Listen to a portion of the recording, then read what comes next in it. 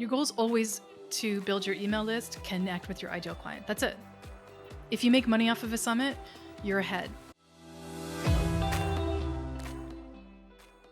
We've got lead generation and strategist Jennie Wright in the house. She has no broken ribs. I have 3, so I guess that makes her a little bit more than me right now. I'm a little bit more flexible at the moment, being able to move and not be in pain. Yep.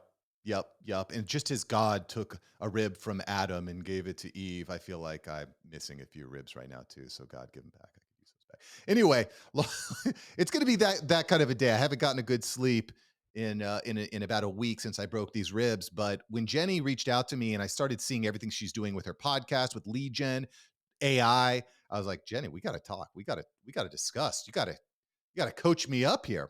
Absolutely. So, Jennie, let's talk about lead generation and AI. What was the moment for you where you started using AI into your list building, your lead gen? You're like, wow, this is new. This is important. The first thing I ever used was Otter.ai. Actually, that was the first thing that I played with because it was giving me access to being able to use sort of like, create show notes more quickly and add transcriptions, which was something I was going after in terms of like SEO. So it was assisting in that SEO space for like the podcast. And then we had great lead magnets, and I was actually offering the transcripts and nuggets that we were getting from that as a lead gen. Can I ask you something about lead magnets? Because Yeah. I hear this all the time. People are like, oh, well, you build your list with a lead magnet. In my experience, 90% of lead magnets don't work. They're crap. What are some lead magnets that you've had personal success with? Almost none. Almost none. Almost all lead magnets suck. Uh, they really do. The best thing that you can have is a complementary lead magnet to something that you're already doing really, really well. So if you are solving problems on your podcast, the lead magnet should be something that enhances that problem solving quality that your podcast achieves, or it should be something that feels really complementary to sort of how you're already working. And it really depends. I will tell you that anything that doesn't have an interactive component ends up on somebody's desktop and never gets touched again. So creating interactivity is super important. Making it, short and sweet, but to the point, great. When I say short and sweet, that does not mean 3 sentences. By the way, I actually got that as a lead magnet once. I opened up the PDF and it was 3 sentences. Thank you for that awesome lead magnet. But if we're really talking about it was brutal. I actually reached out to them. I said, I downloaded your lead magnet and it was 3 sentences long. Can I offer you a free complimentary call to help you make this better? And they took me up on it. I couldn't believe it.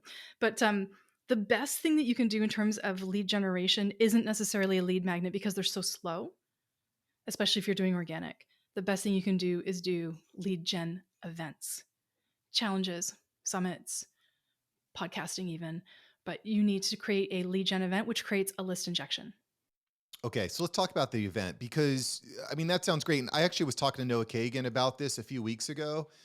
Um, yeah, he just wrote his book, $1 Million Weekend. And so one of the things that I've struggled with personally, Jennie, is I'll come up with this great idea. This is going to be my event. It's going to be awesome. It's going to be amazing. Everyone's going to love it. And I spend all this time to build out my funnel and my landing pages and the curriculum and all that.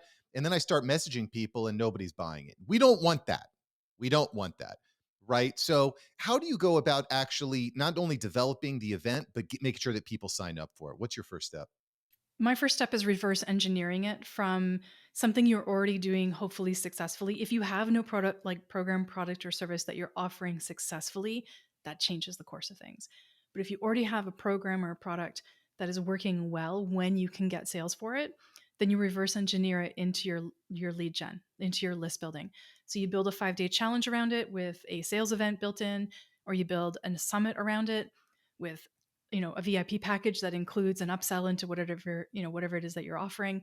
And that's the best way. It's a reverse engineering. If you don't have like a completely successful offer, or it's an untested offer, you're going to be doing some, a little bit of research. I would recommend doing some beta research.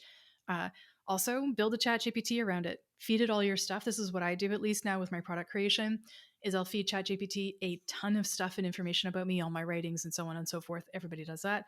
And then I will tell it that it is like the most masterful product creator in the world kind of thing, right? A la, Amy Porterfield style. What can you tell me? What should I create based on this and based on my ideal client? Pops out 20 or 30 different things, and I start building from there. Sure.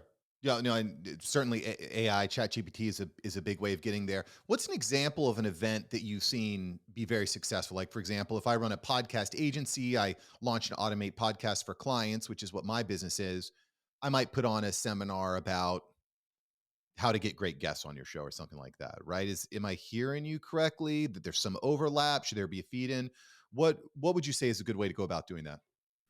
If I was doing it specifically for you, I would do a 5-day challenge with the fifth day being the sales opportunity. So it's 5 days of solving problems, hyping people up, overcoming objections naturally during those days. By the way, that's like an hour a day that you're doing. And then on day 5, you're really talking about your offer. That's probably about an hour and a half, and you're putting them into your program, right? Or your product. And that's going to work well for lead gen. It's going to work well for connecting with your ideal client, building up trust and so on and so forth, showing your abilities to coach and create and assist, and also pre-sell your product based on just the experience people are having with you. Dig it. And so 5 days, I'm hearing when I hear 5 days, I hear, hey, we want to keep it tight and concise. We don't want this really long, drawn out, like No. semester at school type of program. We want to keep it tight and Yeah, no, we're talking like, 30, 40 minutes tight every day for 5 days. You can do it as low as 3 days if you're very masterful in supporting people and getting people on side really quickly, because you have to break down people's objections. You have to then build them back up and give them the hope for the future of whatever it is that you're offering. Then you got to show them how it works. Then you got to offer it to them. Right. And if you're able to do that in 3 days, great. Not everybody can. Sometimes it takes 5. So if you want to sell that product, that would be a great way to do it. 3-day seminar or 5-day seminar, challenge, whatever you want to call it. And that would work. Having a one-off workshop is also good, but you're going to see less list building, less interaction, less outcome. where does the list building come in? Because when you say list building, you're referring to Registration. names and email frustration. When you talk list building, you're talking about building up your email list, right? Which is basically where digital sales happen.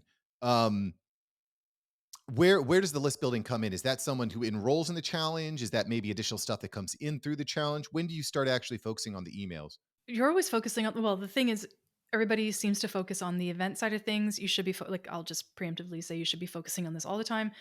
But when it comes to a challenge, you're looking at lead gen in terms of enter your name and email to get access to this free challenge. Super awesome. You can buy the recordings and so on and so forth, and this little extra awesome thing that Mark's gonna give you. And you've got this great 5-day challenge. And at the end of it, you're gonna make your offer. And to get that in front of as many people as possible, you're gonna obviously email your list, you're gonna share it on social. The best bet is to create what I call like your affiliate army, and everybody that you know that would be willing to talk about it, including previous and current clients, could share that as well. Hey, you know what? My like Mark, the guy who helped me get everything in order with my podcast and is making it super successful, is hosting this 5-day challenge. You should go check it out. I love it. And so on and so forth. Right. And that's really great, because then you're using other people's audiences to grow. And it's already a warm audience because people are talking about you in a positive way. Right. Right. Yeah, no, I agree with all that. Let's assume someone's starting out without the affiliate army. They don't have a large email list. How are you actually getting people to sign up in the first place? Are you just like going to LinkedIn and DMing people? Are you running Facebook ad campaigns? Are you doing guest podcast appearances? Like, how do we actually get the momentum going? Because one of the commonly held beliefs that I run into a lot with people is if I build it, they will come. If I build it, I'm special, I'm different, people will come. That is not what happens. It's not what happens. So where are you seeing success in actually getting people to sign up from someone who, let's say, doesn't have a big built up digital presence? That changes things. It does have a different effect, right? So, and I've got a ton of experience working in this space of helping people from fresh. I would recommend then not doing a 5-day challenge unless you're established and you've built that audience. I'd flip the script and have that person do a summit, a 3-day or a 4-day online summit where you have 25 to 30 speakers who are participating.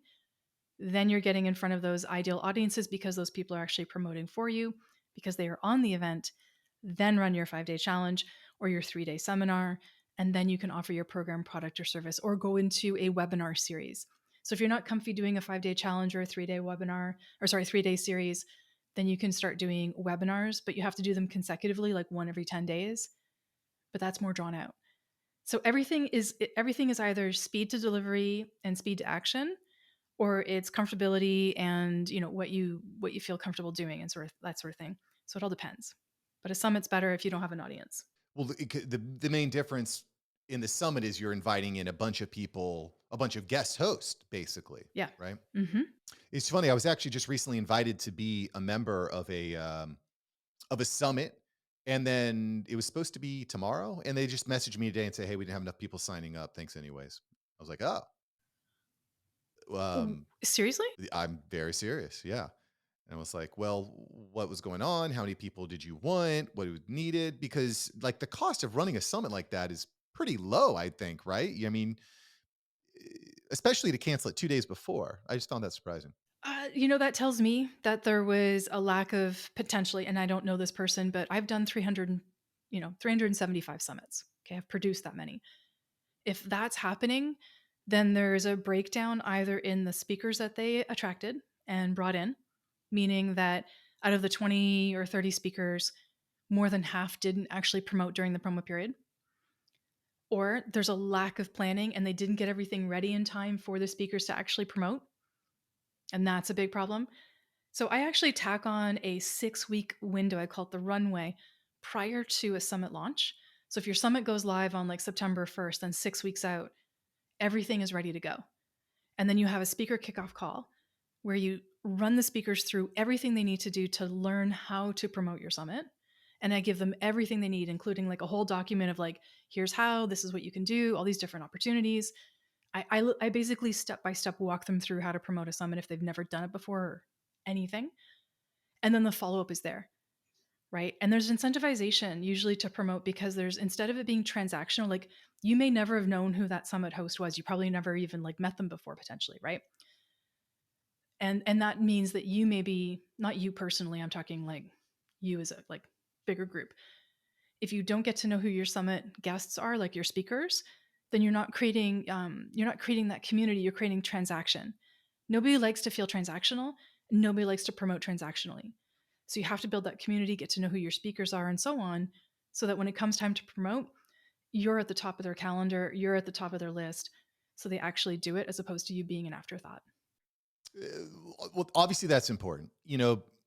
I guest on a lot of podcasts, probably one or two, maybe even three a week. Yeah. And so I've always got something to promote. There's no shortage of things that people want me to promote every day. Mark, promote this. Mark, promote that. And it's all I shared that I was going to be part of this but quite frankly, I'm not.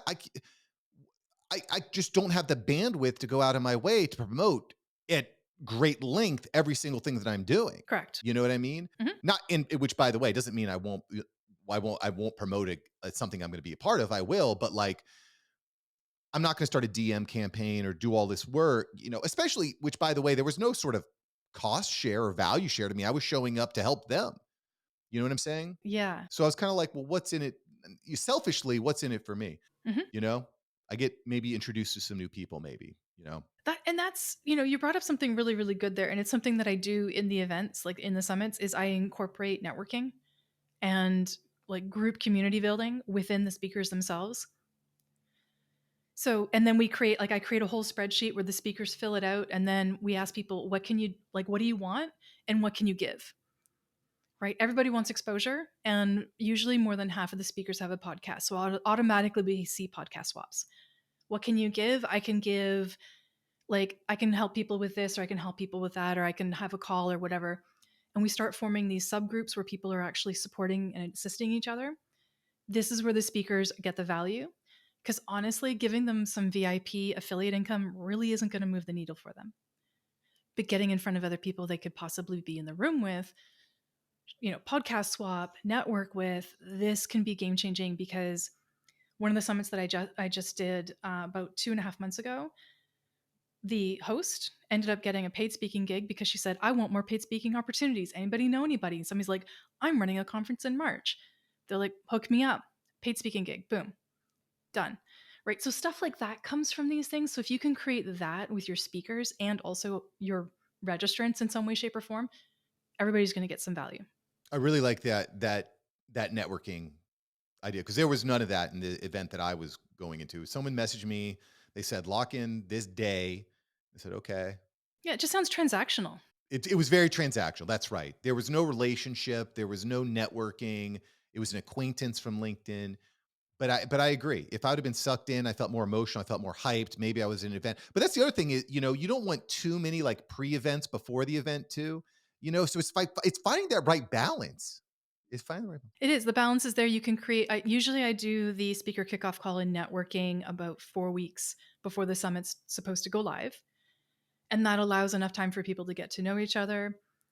And no, you don't overfill your event or pre event with a ton of stuff. It just, honestly, nobody has time for it. But I can spend 45 minutes getting to know other speakers if I feel like there's some cool people. Oh, for sure. For sure. But and I think, having some structure as to when these, when is the event happening? When am I inviting people? Mhm. When am I having my networking event? How much time am I going to spend during that networking event explaining about the event? How much time is it going to be sharing from the speaker? So I can tell that there's a lot of formula to all of this. Um, and at the end of the day, I host a summit. What is my goal? Your goal is always to build your email list, connect with your ideal client. That's it. If you make money off of a summit, you're ahead. Now, some of the summits that I do are super involved, and we get like $80,000 in sponsorships. And we pre sell programs and services for we sell hundreds of thousands of dollars. But the simplicity of it, even if you're just starting out and you don't have access to this kind of higher level stuff, build your list. My first summit got me 358 registrants. I built a six-figure business off of that. Then I leapfrogged from that to building more and more and more, right?